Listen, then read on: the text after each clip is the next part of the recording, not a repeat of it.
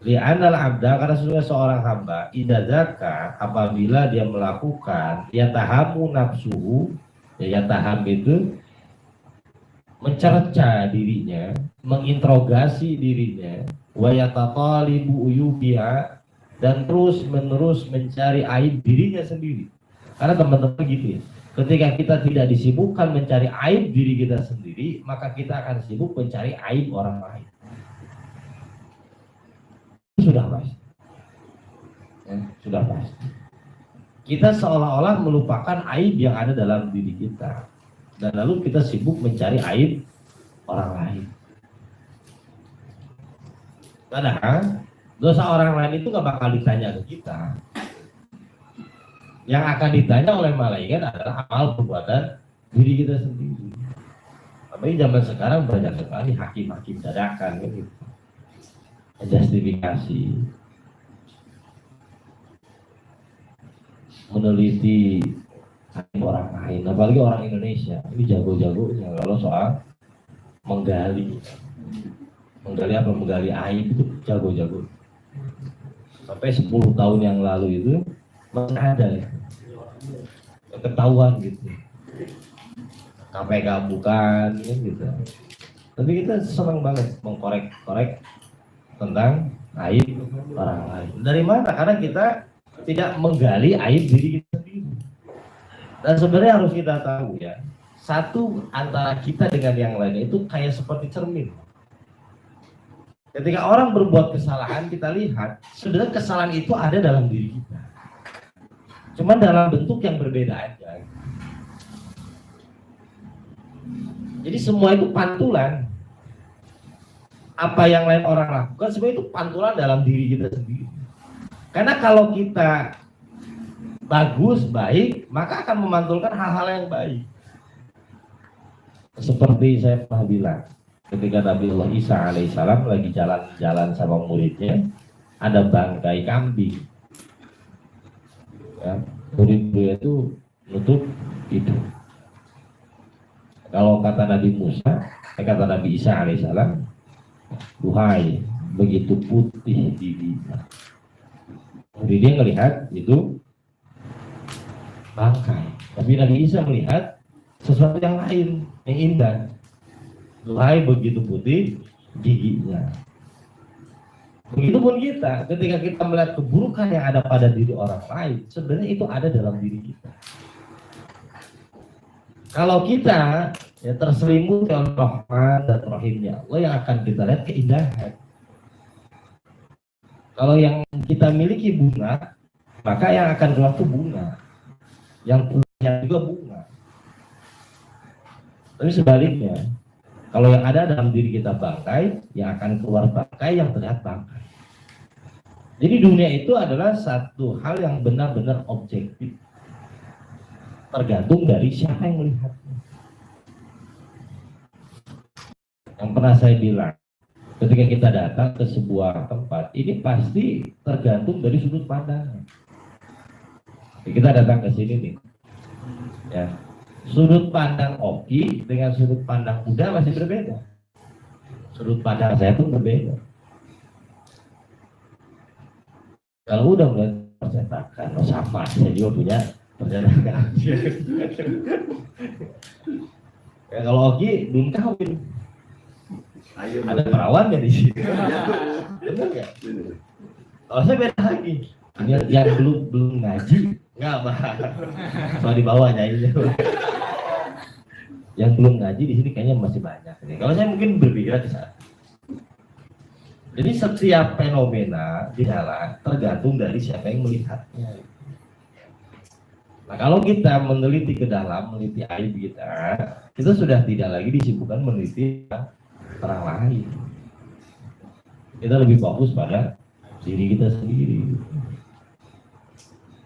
Nah, ketika kita fokus pada diri kita, fokus pada aib kita sendiri, nah itulah yang akan meloncatkan atau menaikkan derajat kualitas diri kita nantinya. Karena kita selalu mengkorek, terus menerus meneliti dan memperbaiki. Nah, Wala yaghtab bima yazharu minat taati, dan janganlah sampai Anda tertipu dengan apa? Dengan ketaatan, wal inqiyad.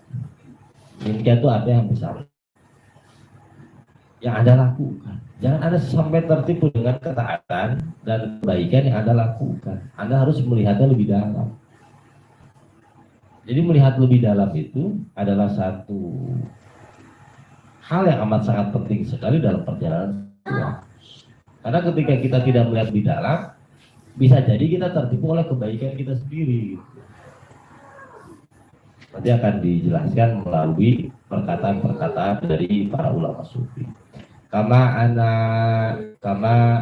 aina suhti tadi masawi. Sebagaimana mata yang dipenuhi kebencian, yang tampak adalah keburukan. Ya, sebagaimana mata yang dipenuhi kebencian, yang akan tampak adalah segala bentuk keburukan. Jadi gini teman-teman sudut pandangnya. Keluar gunakan ainur ridho, ke dalam gunakan ainur suhti. Keluar nih gunakan ainur ridho, pandangan rahmat. Ke dalam gunakan ainur suhti. Terus menerus meneliti tentang keadaan diri kita yang dipenuhi oleh kecurigaan. Karena di sini sumber dari segala kebaikan. Kalau teman-teman sudah mempunyai sudut pandang seperti itu, istri marah. Kalau teman-teman mempunyai ainus sukhti fi nafsi, mempunyai cara pandang yang buruk terhadap diri kita sendiri, langsung ngetegrep gitu ya. Jadi kalau teman-teman mau punya sudut pandang, keluar menggunakan mata rahmah, ke dalam menggunakan ainus sukhti, melihat kejadian apapun, teman-teman tuh udah nggak kaget sebenarnya. Istri marah, kita sudah sadar. Nah, ainus sukhti itu mempunyai banyak manfaat. Ketika kita mendapatkan musibah, oke, teman-teman sudah langsung ngetegrep gitu. Itu pasti salah saya. Semuanya itu adalah pantulan. Usaha lagi bagus, tiba-tiba melorot. Kalau teman-teman mempunyai ainus sukhti, udah langsung tahu, oh ini pasti saya kurang baik sama istri. Terus gitu. Nggak bakal nyalahin, oh ini pasti si Anu nih, ya. Kita datang ke dukun, apalagi aneh-aneh itu udah. Ini pasti orang dekat pak, ya nggak mungkin orang Amerika, nggak mungkin. Kalau teman-teman udah mempunyai ainus sukhti, udah mempunyai cara pandang ke dalam, langsung melihat, oh ini pasti salah saya, karena semua itu pantulan.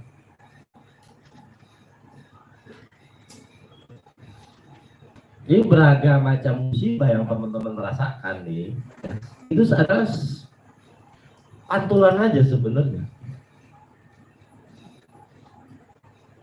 Pasti yang salah kita. Karena kita itu sumber gema. Ya, kita itu adalah sumber gema. Apa yang kita suarakan akan berbalik kembali kepada diri kita. Oh, saya akhir-akhir ini dikelilingi oleh orang-orang yang jahat ya, dikelilingi oleh orang-orang yang ngeselin ya. Kalau teman-teman punya ainus sukhti, langsung lihat ke dalam, oh ternyata salahnya di sini. Oh, saya kurang baik hubungan dengan orang tua, ya. Saya kurang baik hubungan dengan saudara, saya kurang baik hubungan dengan orang-orang yang harusnya saya perhatikan, saya lihatkan. Jadi sudah tidak lagi sibuk memikir ada apa gimana, langsung ke dalam melihatnya.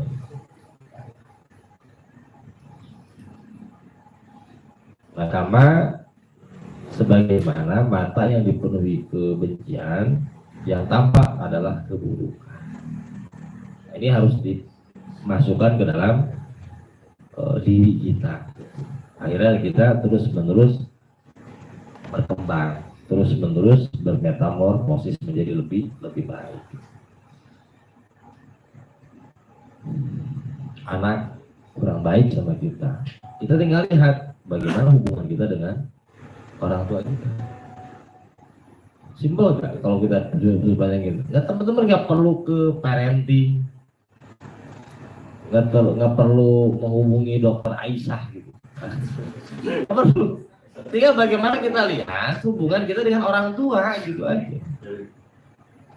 Orang rezeki kita seret, yang salah di ini artinya halal. Orang rezeki kita seret, ya. Oh ternyata saya pun ketika punya duit pelit. Mau dikasih apa ibaratnya air yang gede, cuman kita mengeluarkannya pun sedikit. Oh ya udah kata Allah, sedikit itu cukup. Benar nggak?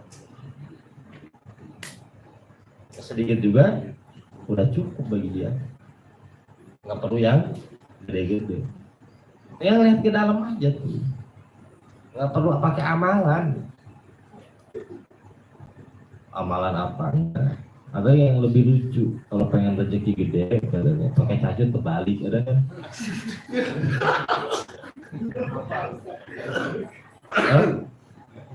Apa sih namanya dak?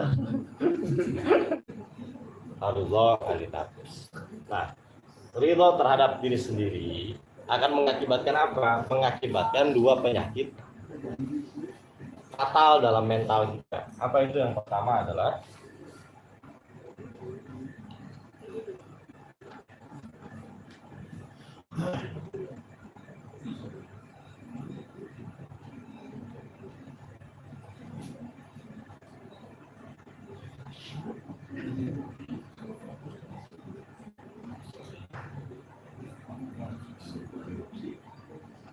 nah dari sini teman-teman ini melahirkan beragam penyakit yang amat sangat banyak.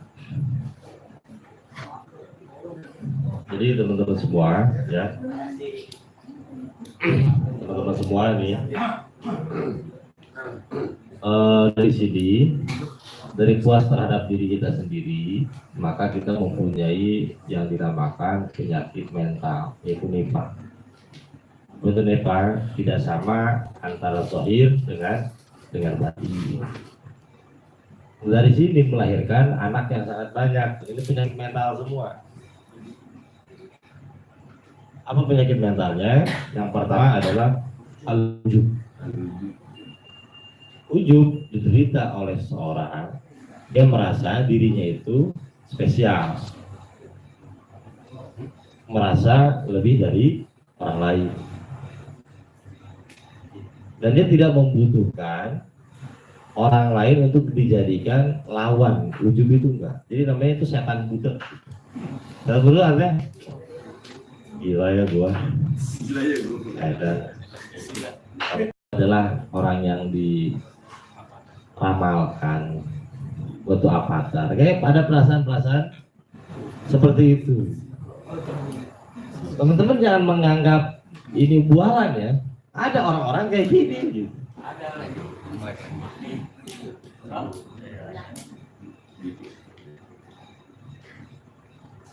Saya itu dari lahir yang udah dipilih sama Allah sebenarnya. Nah itu yang pertama ujub. Dari mana? Dari puas terhadap diri sendiri kan. Ketika dia mengkoreksi ke dalam, ini ujub hilang sebenarnya. Ujub penyakit paling mematikan dalam apa? Dalam perjalanan spiritual yang membuat teman-teman berhenti dalam perjalanan karena merasa sudah cukup, sudah sampai. Dan anehnya ujub ini kalau segera tidak ditangani, tidak segera ditangani, maka akan menjadi apa? Akan menjadi kemelaratan hidup kita dan itu tidak kita rasakan. Dan ini diisi oleh ilmu makin gede dia, diisi oleh zikir makin gede, diisi oleh beragam macam ketaatan ini makin gede dia. Jam 3 kita udah bangun nih, sholat tahajud dalam kondisi ujub. Kalau nggak ada gua kampung ini diajar nih. Ya kalau nggak ada gua, rahmat ini nggak bakal turun. Hujan ini karena gua sebenarnya.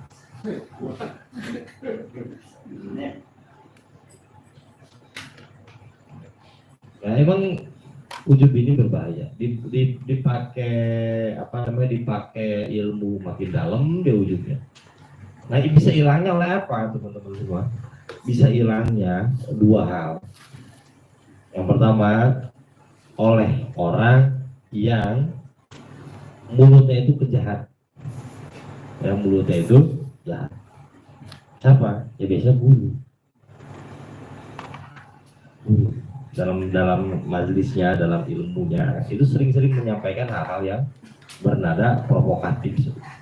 Untuk apa? Untuk mengembalikan dia pada titik kesadaran hambanya. Kalau kamu itu bukan siapa-siapa, ya, kamu itu bukan siapa-siapa, kamu itu bukan apa-apa. Karena ini rumus dalam perjalanan spiritual. Kalau kita merasa kita spesial, sebenarnya kita sedang tidak spesial. Kalau kita merasa kita ini mulia, sebenarnya kita sedang terhina. Itu yang kita makan dengan ujub. Ini kalahnya oleh tarbiyah. Yang kedua, al-kibru. Kibru itu sombong. Merasa orang lain itu gak ada apa-apanya. Orang lain itu bagaikan bubuk rengginang.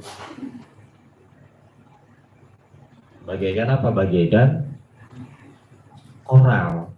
Kita adalah berlian. Jadi melihat orang lain itu dengan kacamata sebelah mata. Nah, itu al-kibru.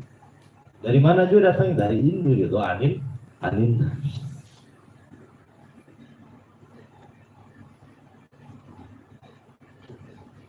Yang ketiga adalah arya.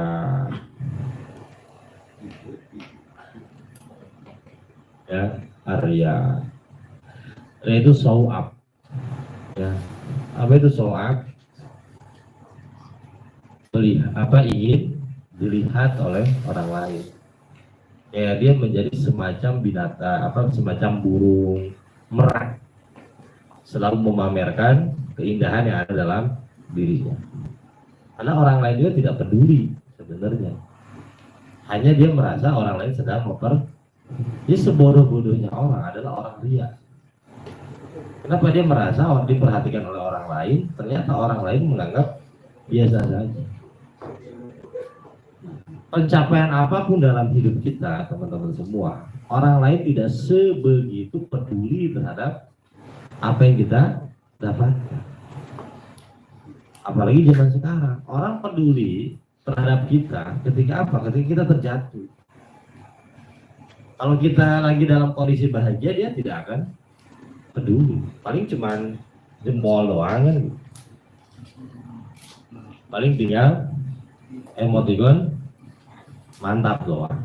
Tapi setelah itu jadi melupakan diri kita sebetulnya. Nah, ria adalah penyakit mental yang diidap oleh seseorang. Dia merasa dirinya spesial, yang lain enggak.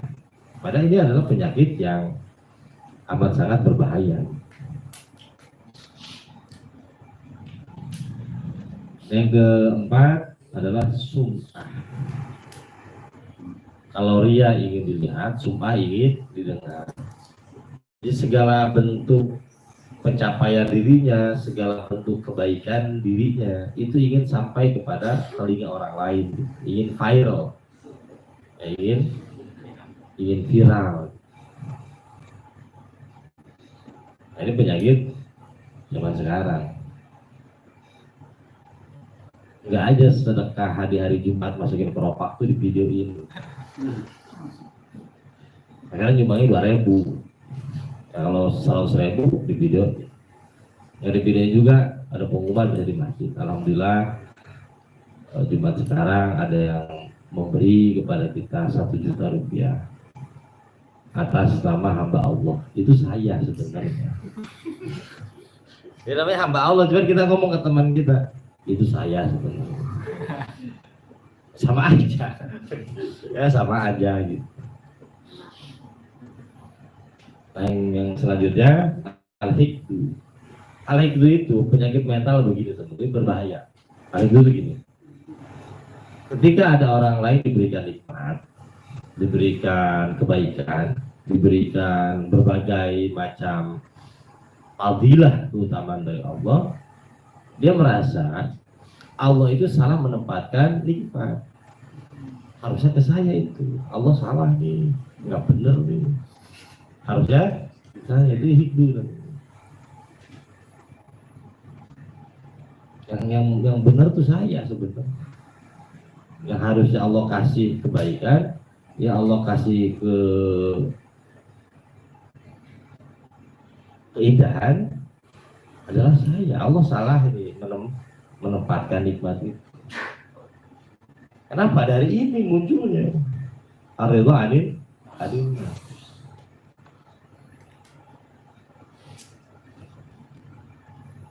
salah kayaknya. Allah ngasih kepintaran ke orang tersebut, ya harusnya ngasih ke saya. Yang selanjutnya hasad. Hasad itu menyimpan perasaan yang tidak enak kepada orang lain. Hasad itu gini, hubul nikmatil ghair tawang, menginginkan nikmat yang ada pada diri orang lain itu hilang, meskipun nggak pindah pada dirinya. Ngelihat orang lain sakit, ya ngelihat orang lain sukses sakit, ngelihat orang lain sakit, dia senang. Jadi kayak ada perasaan meletup-letup kalau ngelihat orang lain terjatuh, tersungkur. Apalagi kalau kita dalam kondisi ujub. Nah, ada orang yang menjolimi kita, bahasa kita. Terus beberapa selang kemudian dia tabrak, dia jatuh, bangkrut. Nah, gua bilang apa? Kualat lu kualat dari gua. Jadi merasa dirinya tuh spesial, ditambah ada kasus kayak gini makin jadi, makin parah penyakit mental. Teman-teman, untuk selanjutnya yang dinamakan dengan hubul jah. Hubul jah itu ingin apa? Ingin mendapatkan posisi. Karena dia merasa dirinya sudah puas, maka dia harus diberikan posisi yang bagus, posisi yang menurut dirinya itu ideal. Ini dinamakan dengan hubul jah. Selanjutnya hubul mal. Orientasinya adalah orientasi duit, materi. Karena memang dia pantas diberikan nikmat oleh Allah. Nah, nanti dari sini teman-teman ya. Nanti untuk selanjutnya insya Allah nanti saya kasih di pertemuan berikutnya. Kalau enggak nanti saya share di grup aja. Karena ini masih panjang benar. Jadi dari sini melahirkan ini, dari ini melahirkan ini. Nah dari sini tuh melahirkan ada sekitar 20 penyakit batin. Ya 20 penyakit batin. Beranak pinak 20 penyakit batin. Nah ini penyakit harian kita. Sadar nggak gitu? Ini penyakit harian kita kan? Ternyata dari sini akarnya nih puas terhadap diri kita sendiri. Teman-teman nggak usah ke psikolog, ya nggak usah ke dari sini ternyata. Ar-ridha anil nafs. Dulu para sahabat ditarbiyah oleh Rasulullah SAW. Yang pertama kali ya di amputasi di dalam kolbunya itu ini. Dengan apa? Dengan makom taubat. Ya teman-teman, kalau sudah melakukan makom taubat ya, itu adalah langkah awal untuk melihat diri kita ridho lagi, yaitu suhti namanya. Nah, dari situ baru ada incorrect ya. Perbaikan terus menerus dalam diri kita. Masih banyak nih, saya sebutin aja satu persatu. Ada yang dinamakan dengan al-adawah, permusuhan.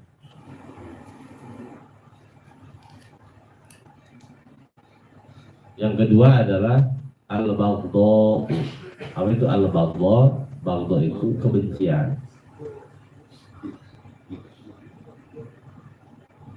Terus selanjutnya tadzaluli lil aghniya, menjilat orang kaya.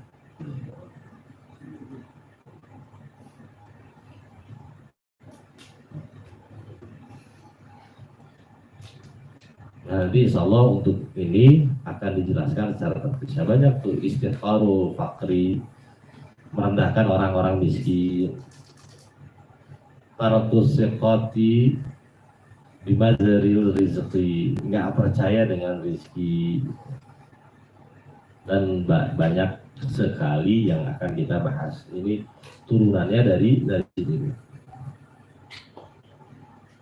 Nah, kalau teman-teman pengen melihat bagan ini ada di kitab Ihya Ulumuddin sebetulnya.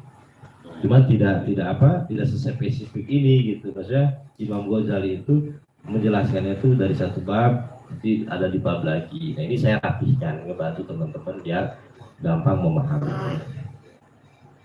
Nah, di dalam kitab Al-Hikam yang pernah kita bahas, yang pernah di 2 pertemuan, kalau nggak di mana ya kita bahas, pertemuan yang di rumah saya tuh ya, kasyaf terbesar bukan teman-teman mampu melihat A, B, bukan. Kasyaf terbesar adalah teman-teman mampu meneliti ke dalam lalu membuka aib diri kita sendiri. Itu kasyaf terbesar. Bahwa teman-teman, alhamdulillah saya ketemu Nabi Khidir, saya ketemu Nabi Isa, ketemu Nabi Musa. Nggak ketemu Nabi Khidir, nggak ketemu Nabi Isa juga apa-apa. Masalahnya di mana? Nggak ada masalah apa-apa.